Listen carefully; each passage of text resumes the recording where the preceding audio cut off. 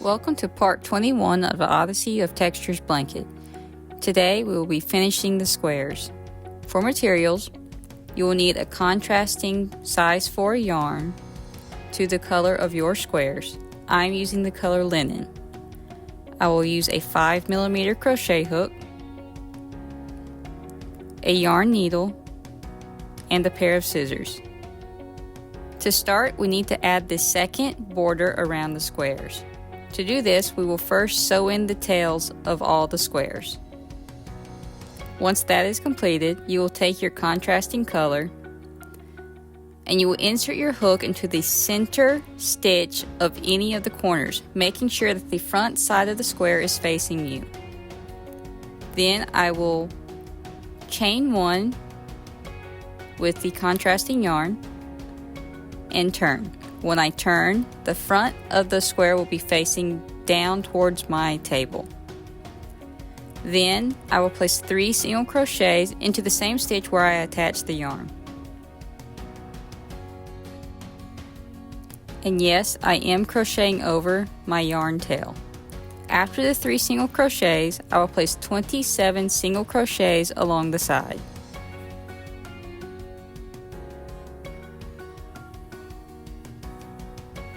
Again, continuing to crochet over the starting yarn tail.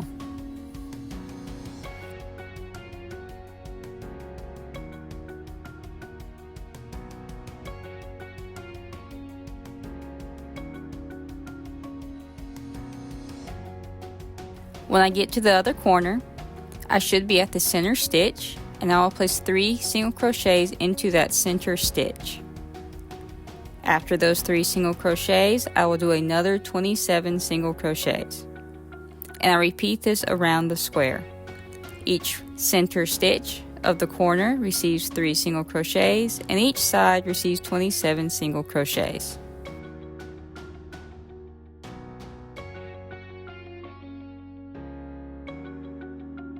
To join, I will slip stitch into that beginning chain 1.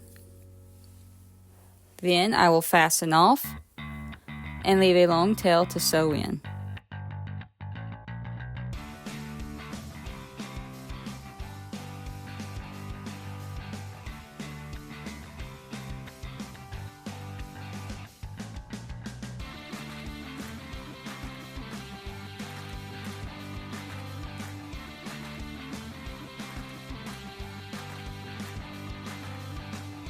I will repeat the instructions for all 20 squares for the blanket, and then I will sew in the tails.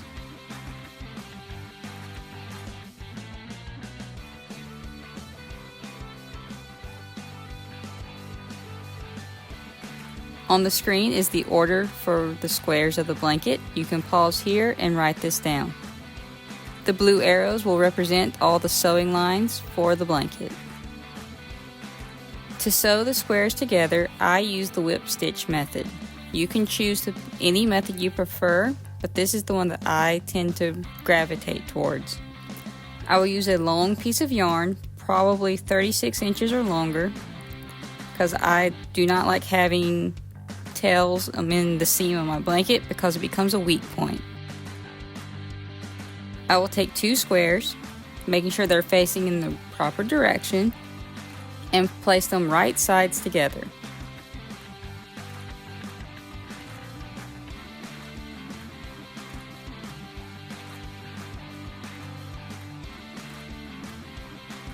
I will double and triple check to make sure that they are facing in the right direction. Then I will thread my yarn into my needle. For the whip stitch method, you sew the seam by using only the center 2 stitches of the square. So when you sandwich these 2 squares together, you technically have 4 stitches that you could sew through. I only used the 2 middle stitches. So the 2 middle loops is the only thing that the needle will pass through.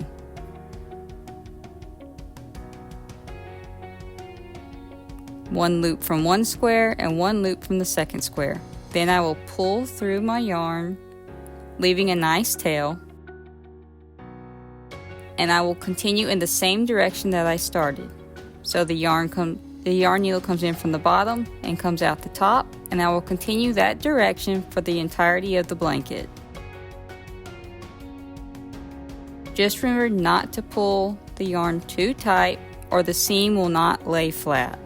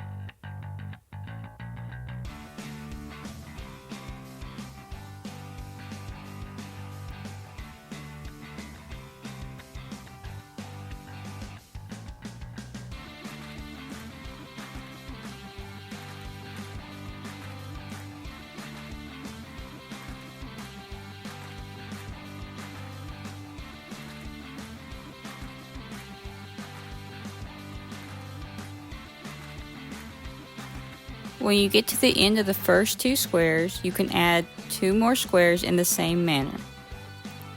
Just continue with the seam that you have started and add the next 2 squares of the pattern.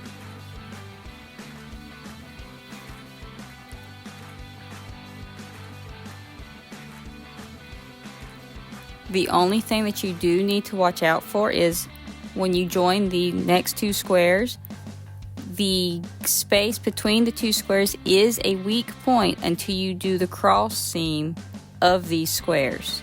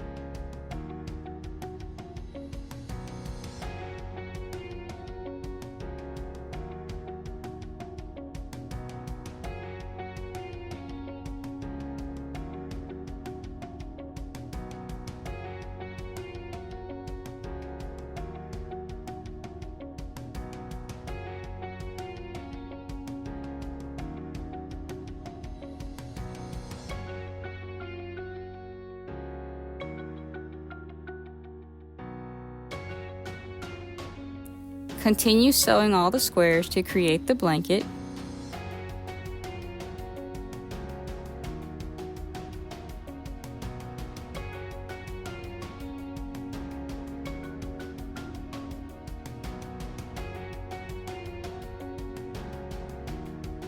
And when you are finished, it should look something like the picture. The border will be created next week.